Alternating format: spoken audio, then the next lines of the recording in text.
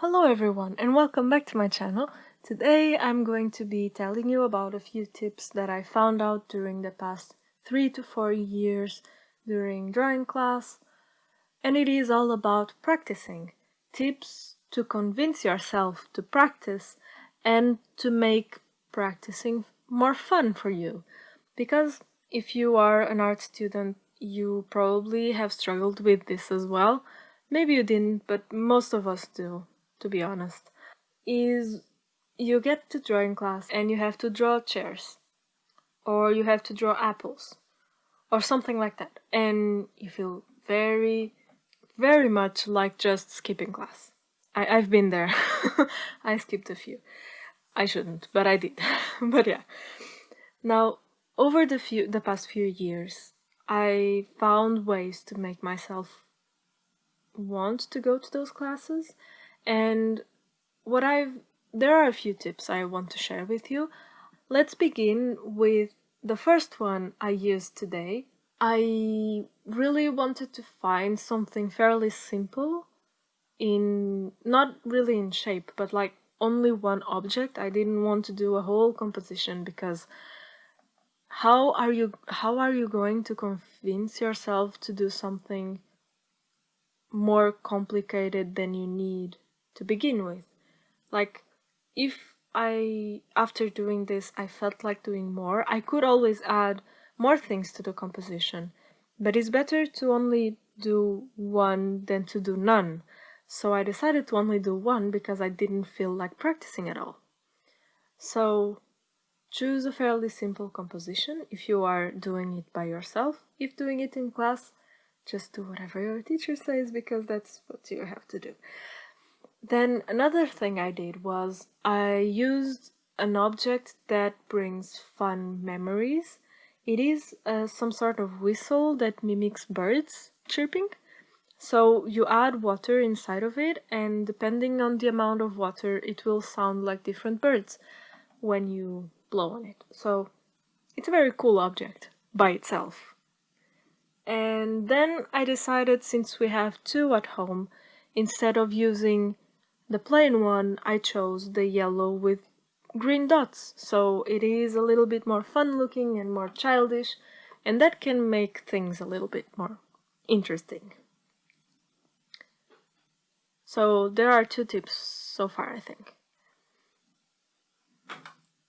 Another thing I did, and I hope this makes some sense to you, but something else I usually do when I don't feel like practicing, or I found interesting when my teachers did that to us, and that is putting a time limit on it. And this time I decided on 10 minutes. I actually did, I think, 11 or something.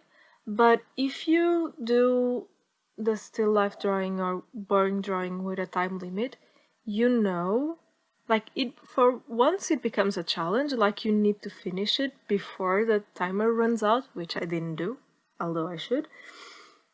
And then another thing is, it makes you feel like after the timer is done, you don't have to keep going. You don't have to bring it to perfection. You only need it to go until that time. And that also brings a little bit of a sense of relief when you're done. So it can make you feel better about practicing. It also makes you practice how fast you translate 3D things into 2D drawings. So it may be interesting in that sense as well. And also, another thing that I find very useful is, if I don't feel like practicing, I try to keep the materials I use as simple as possible. So instead of using a whole range of graphite pencils, I will use like one brush pen, or one graphite pencil, or one color pencil. Preferably dark color because it will give you more value range. And sometimes you can do, like, choose one thing to focus on. So for instance, if you are getting ready for Inktober, for instance, you can do just for line work, or just one pen and just do cross-hatching. That kind of thing. So focusing on one technique instead of trying to bring the drawing to perfection. Again, that's not the goal here. It's another very useful tip that I think it's useful, at least. Then other things I find very interesting are if you are practicing value scales, for instance, or let's say you are doing a still life because you want to practice values and translating values to paper. Most teachers will tell you to use either graphite pencils or charcoal or that kind of classic or traditional drawing mediums. And the thing is, sometimes that may be what is putting you off. For instance, I can't stand charcoal. It gives me chills, the texture of it just thinking about it. Just thinking about the texture and the sound of charcoal on paper, especially if it is rough drawing paper, oh, it is awful. And once the teacher even asked if I was autistic because of that, because I refused to use charcoal because I couldn't stand it. I don't think I am autistic, and I think that is an insult to autistic people more than to me, so yeah. He was a little bit strange. But yeah, I can't stand charcoal. So what did I do? I started using soft pastels, like chalk pastels in black, and pretending it was charcoal. And I think that teacher bought it. Like, he didn't really bothered me anymore about it. And even though for many of you it may feel like the same texture, for me it's totally different. I can actually use soft pastels, but I can't stand charcoal.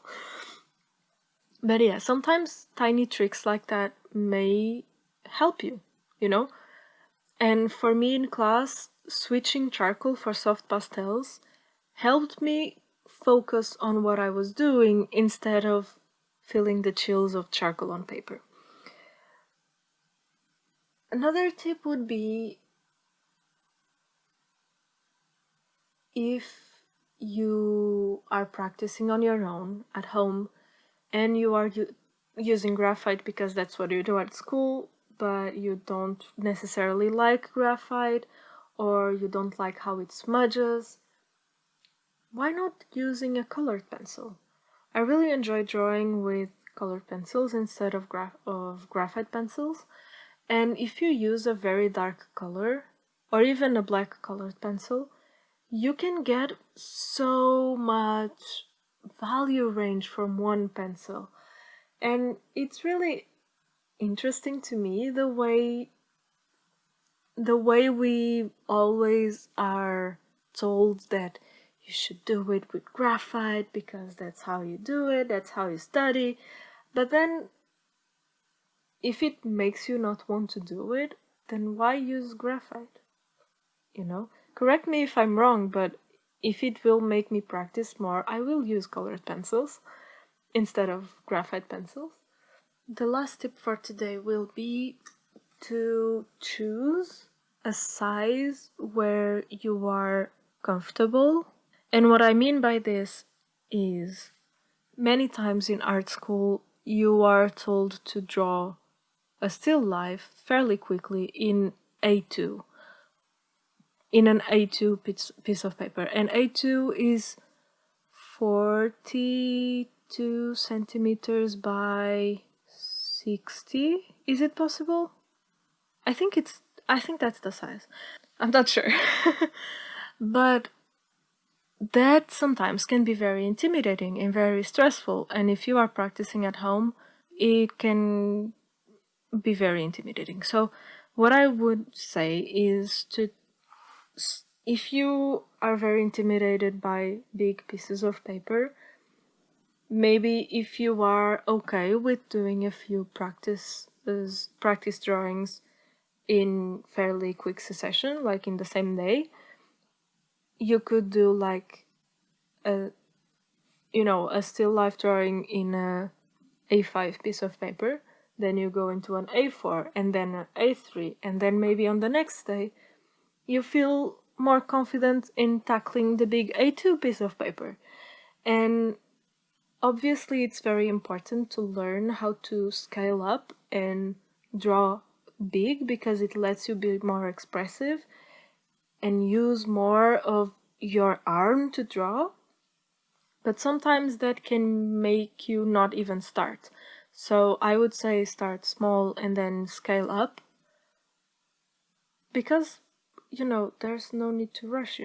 I would just say do whatever you can to make practice sound more fun and make you want to practice, because practice is important.